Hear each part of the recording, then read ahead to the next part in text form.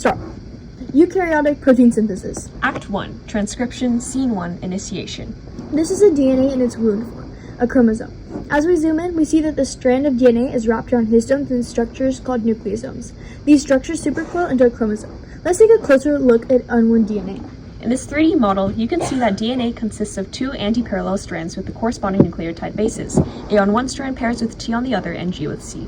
Let's return to a simpler diagram to see how transcription is initiated.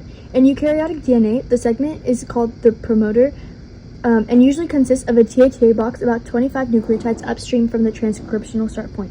The strand being transcribed is template strand, while the other is called the non-template strand. Transcription factors attach to the TATA box in the eukaryotic promoter so that the RNA polymerase II can bind correctly.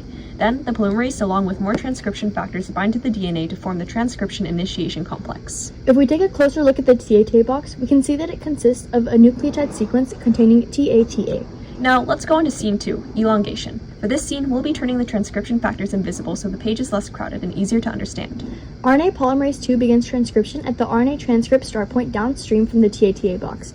As the polymerase travels downstream, RNA is built from the 5' to 3' direction based on the template strand. Next up, scene 3, termination. In bacteria, a terminator sequence in the DNA causes a polymerase to detach from the DNA and release a transcript. In eukaryotes, the polymerase eventually reaches a polyadenylation signal sequence, binding to certain proteins. Around 10 to 35 nucleotides further downstream, these proteins release the pre-mRNA while the polymerase continues to transcribe while other enzymes follow until the polymerase separates from the DNA. Act 2, RNA processing. Scene 1, RNA processing. RNA processing is needed to produce a mature functional mRNA molecule. Different modifications allow for different polypeptides to be synthesized from one gene. First, a 5' cap consisting of guanine and several phosphate groups is added to the beginning of the pre-mRNA transcript, while a poly-A tail consisting of 50 to 250 adenine nucleotides is added to the other end. The cap and the tail help export the mature mRNA out of the nucleus and protect it from degradation by hydrolytic enzymes. Scene 2, spliceosomes. A structure called the spliceosome is responsible for splicing the pre-mRNA in some organisms. The spliceosome binds to short sequences of non-coding segments in the pre-mRNA called introns and releases the introns from the molecule. The remaining coding regions, called exons, are joined together. The small RNAs in the spliceosome, called ribozymes, help with spliceosome assembly and catalyzing the splicing process. In some other organisms, intron RNA acts as its own ribozyme to catalyze its own removal. Scene 3, alternate RNA splicing.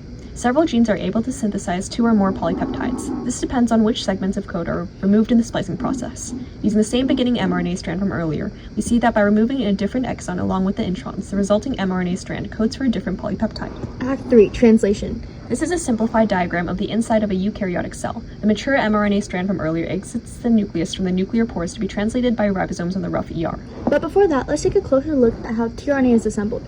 In the cytoplasm, an empty tRNA molecule and its corresponding amino acid are bonded together by its corresponding synthetase with the help of an ATP molecule. Let's return and take a look at how the translation initiation complex is assembled.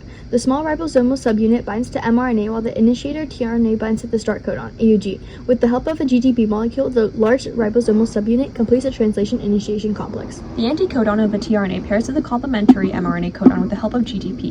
Another GTP molecule is also hydrolyzed to provide energy for the translocation of the tRNA. The peptide bond between the carboxyl end of the amino acid in the P site and the amino group of the amino acid in the A site is catalyzed by the rRNA molecule of the large ribosomal subunit. This removes the polypeptide from the tRNA in the P site and attaches it to the new tRNA. The old tRNA is then released in the E site after being translocated by the ribosome. Codon by codon, the ribosome and mRNA move relative to each other. When the ribosomes reach a stop codon of mRNA, a release factor is accepted instead of a tRNA.